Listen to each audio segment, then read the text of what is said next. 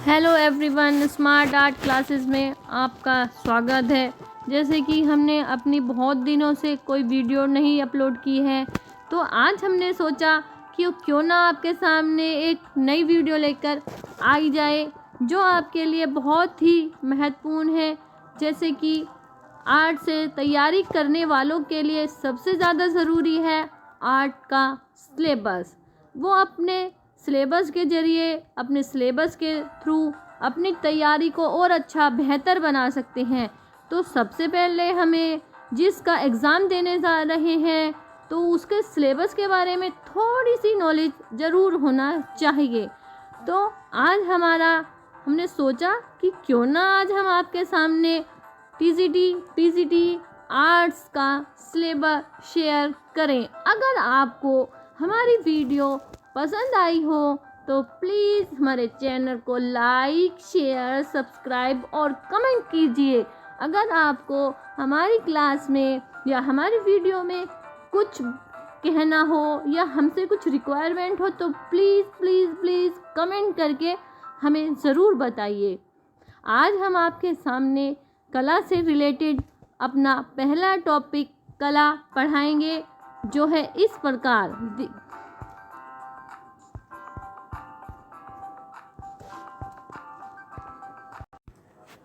आज का हमारा टॉपिक है कला।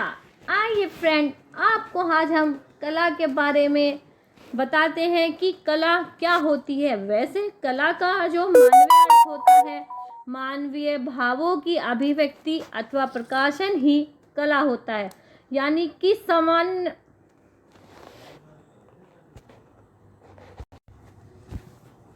सामान्य रूप से कला क्या है, हम यह जानने की कोशिश करते हैं। कला कोई ऐसी अभिव्यक्ति है यानी कि जो हमारे मानवीय भावों, विचारों, अनुभूतियों को व्यक्त करने वाली कुशलता पूर्वक क्रियाओं के हेतु किया जाता है, जिन्हें ललित कला भी कहते हैं। इस अर्थ में कला का प्रधान कार्य अथवा गुण अभिव्यक्ति है, यानी कि जिस चीज़ को हम अपने भावों से, विचारों से, किसी भी चीज़ से व्यक्त कर सकते हैं। किसी भी भाव को प्रकट करने के अनेक माध्यम और ढंग हो सकते हैं।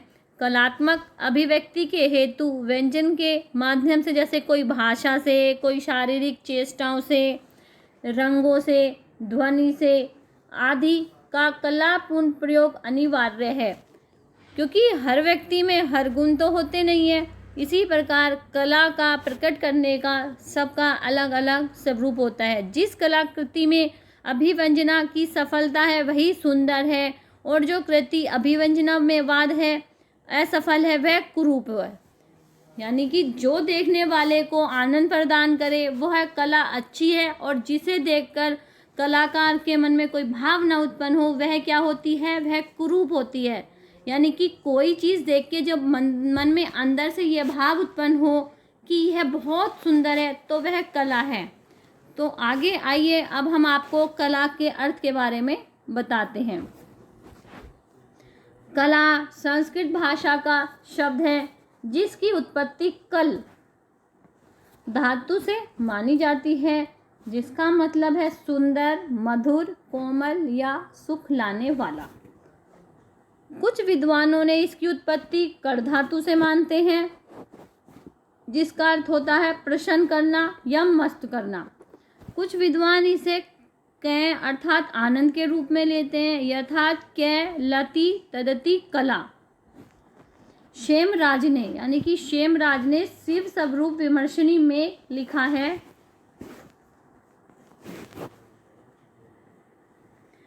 कलयति स्वरूप मावेशिति वस्तुतिनि वा, अर्थात वस्तु का रूप संवारने वाली विशेषता को ही कला कहते हैं। अंग्रेजी भाषा में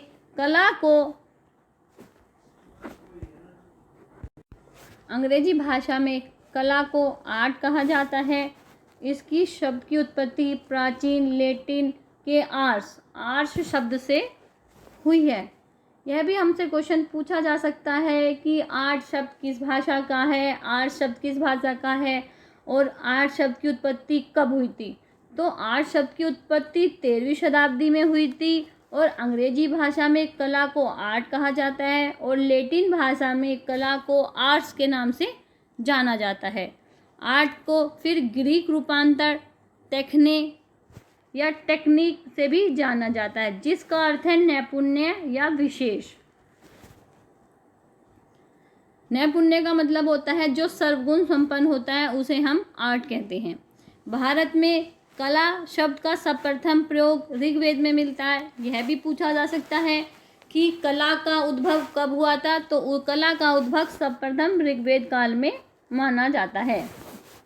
यथा कलाम, यथा समर्पण, यथा ऋण संन्यासमी।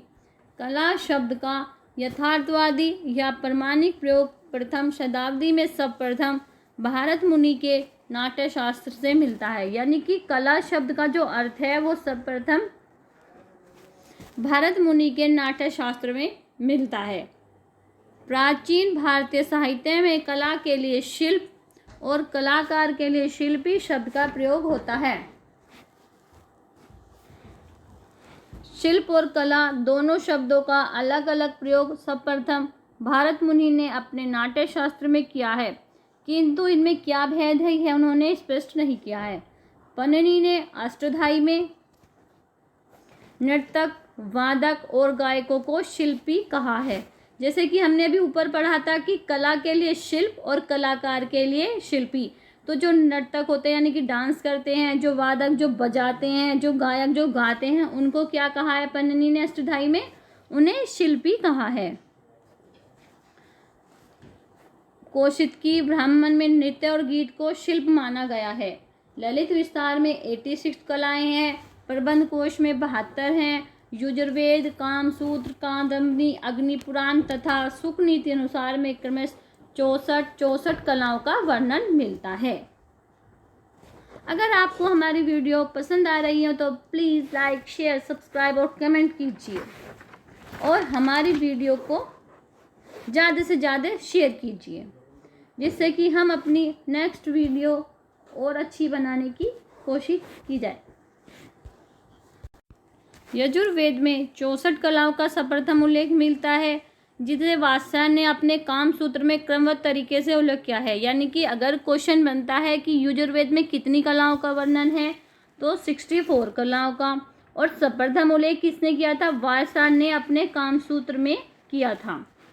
फिर अगला नेक्स्ट है, क्षेमेंद्र ने अपनी पुस्तक कला विलास में सर्वाधिक 64 जन उपयोगी कला, 64 सोनारों की, 64 वेश्याओं की, 10 भेषज की कला, 16 कारस्तों की कला, 100 सार कला, 32 पुरुषार्थ, जिस पुरुषार्थ का मतलब होता है धर्म, अर्थ, काम, मोक्ष संबंधी कलाओं का उल्लेख इसमें मिलता है क्षेमेंद्र नाथ की अपनी पुस्तक कला विलास में, जिसने उसने प्राचीन भारत में प्राकृतिक निर्मित कला को देव शिल्प अर्थात देवताओं या ईश्वर द्वारा निर्मित कला कहते हैं। देव शिल्प को ही यूरोप में क्या कहा जाता है? Cosmic art. देव शिल्प को ही यूरोप में कॉस्मिक आर्ट कहा जाता है। यह आपसे क्वेश्चन पूछ सकता है, कॉस्मिक आर्ट को क्या कहा जाता है? तो देव शिल्प को यूरोप में कॉस्मिक आर्ट कहा जाता है। आगे चलते हैं। जैसे कि भर्तृहरि ने अपने नीति शतक ग्रंथ में स्पष्ट लिखा है कि साहित्य, संगीत तथा कला से विहीन मनुष्य पूंछ और सींग से रहित साक्षात पशु के समान है। जिसमें साहित्य, संगीत, कला विहीन साक्षात पशु, पूंछ विषाणहीन।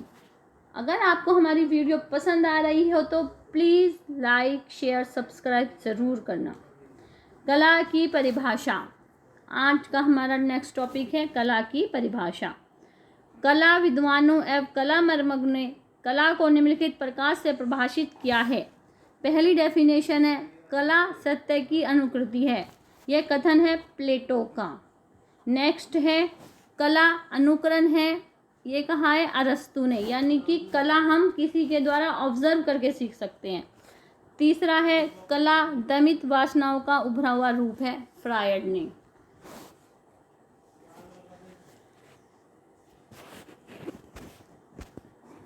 इसे स्किप कर दो।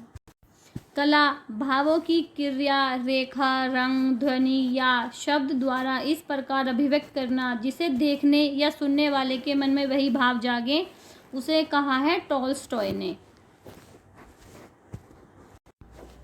कला सहज अनुभूति है, यह कहा है क्रोचे ने। 6 डेफिनेशन है, कला भौतिक सत्ता को व्यक्त करने का माध्यम है, हीगेल ने कहा है।